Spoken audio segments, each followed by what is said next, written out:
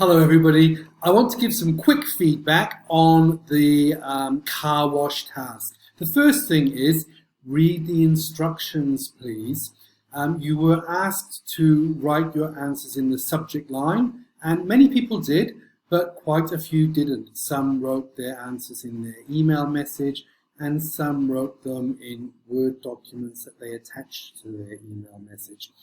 The subject line is what appears in your inbox. When you open up your email, on the far left is the sender's name, and then next to that, to the right of that, is the subject line, and that tells you what is in the email, and you click on the subject line to open up the email message and read the message. We just wanted you to write your answers across the subject line so we didn't have to open up the email messages.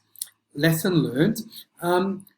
I know that you don't know what you don't know, so if you misunderstood that, you just misunderstood it and didn't know that you misunderstood it. But I do strongly recommend that you regularly check into the Google Doc for general questions. Other people might have thought about it and asked the question, and it will save you a bit of grief if you look through the Google Doc regularly. Maybe before you start every task, just open it up and see if there are any new questions. And if you have any questions, of course, put them in the Google Doc and they will be answered. All right, so that's the instructions, and now the task. A lot of people did very well and they got all the steps correct, they labeled them correctly, and they put them into the right stage as well. So well done. And quite a few people got them all right, but there were one or two mistakes. Would that be 3 or 4? So understandable, not a problem. The big picture is clear, so that's good. You understand what the process involves, but maybe a little bit hazy on some of the details. The biggest worry, though, I thought, was some people got the stages wrong. Now, this is quite easy to understand. I'm just going to talk you through the stages, okay? So, there are 8 steps and 3 stages. The easiest way to remember it is to just memorize the first 3 steps are stage 1, the second 3 steps are stage 2, and poor old stage 3 at the end has only got the last 2 steps, 7 and 8.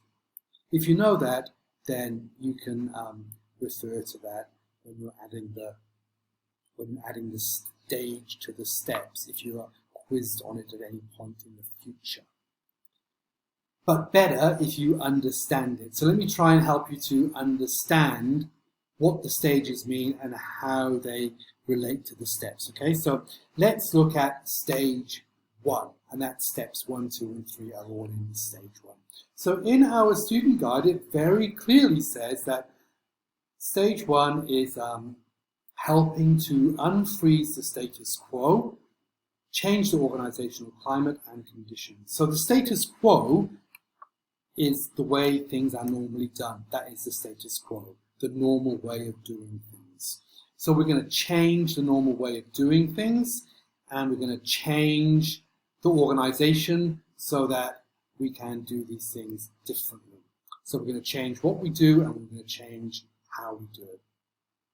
So if we look at steps 1, 2, and 3, which are all part of stage 1, let's see how Carl is creating a climate of change, as you could say, or helping to unfreeze the status quo. So the first step is calling a meeting and telling everybody what's going to happen. So there's going to be change in the future.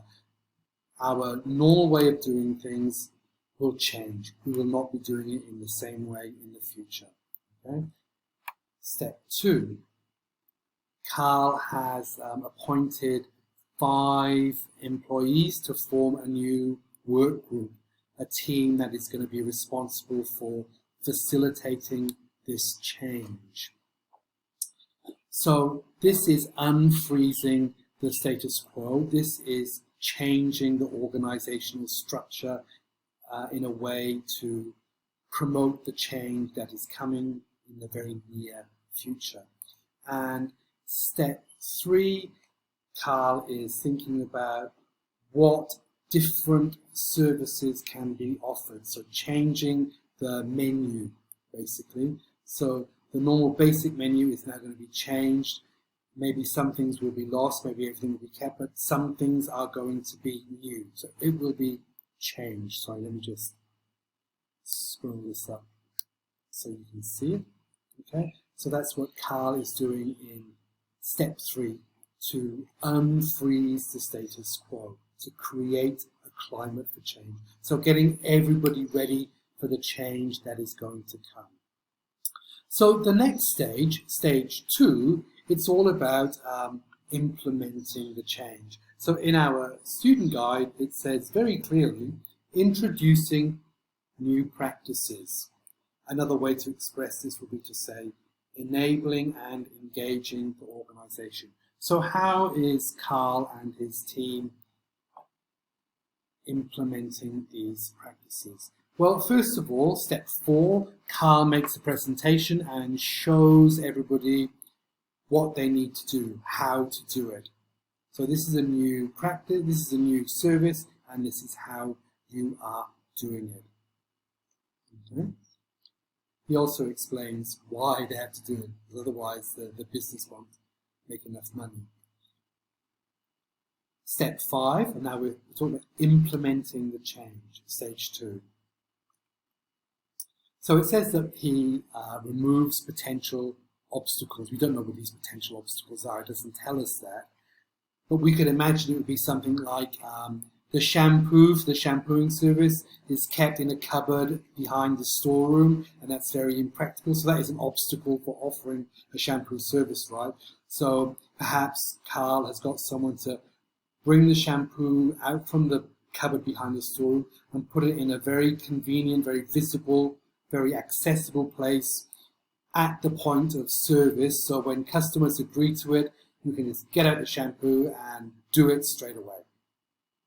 So that's removing an obstacle, and that is how you implement the change. One way of implementing the change is to remove barriers, make it easy for people to do it. And then step 6, and remember we're implementing the change. Carl has decided that he wants everyone to know that they're doing a good job. They are making these changes, they are offering these new services, selling these new services, customers are buying them, they are performing the service. So he is celebrating this new change, and he set it up so that there are some easy wins. People can do things that help to implement the change, and they will get rewarded for that. So it's making change a good thing. It's helping people to be positive about the change, because for a lot of people, change is quite threatening. So this is quite an important step. So that's stage 2, implementing the change. Now the last stage, stage 3, it's only got 2 steps, not like the other 2, got 3 steps each. Only got 2. This is about, well, in the student guide it says, make change a part of the new culture. Okay? Implementing and sustaining the change. So this is about the new normal. These practices, this shampoo service, for example, is not change anymore. This is what we do. This is what we do every day. So we've implemented the change. We have made it a part of the company's culture, and all these new services are now part of the daily routine. It's not change anymore. It's normal work routine. That's step 7. Step 8, which is the final step, this is not just incorporating shampooing or whatever the service is. This is incorporating change and acceptance of change and adapting to change and doing change well. This is now what the company does. The company just doesn't do the same thing all the time. The company is now always open to change. And in this situation, step 8, Carl is thinking of new revenue increasing services and products that can be offered. Okay. Okay, so that is the car wash activity. I hope it's a little bit clearer now, if it wasn't before, about how the stages work and how they relate to the steps. The first one is talking about the changes that will come in the future, the near future. The second one is the future is here, these are the changes, let's do it. And the third one is it's not change anymore, it's the new norm. This is how we do business. Now, I think that the next activity, the third class activity, is going to be a little bit easier than this one, because for a lot of people, like me, adding a template to a situation is quite difficult, right? So in the next task, you have to look at the template and then describe a situation that could occur to match the steps. I hope it'll be a little bit easier for you. I'm looking forward to what you come up with. Thank you very much. Keep up with the good work, and don't forget to read the instructions and check in on the Google Doc regularly. Okay, bye-bye.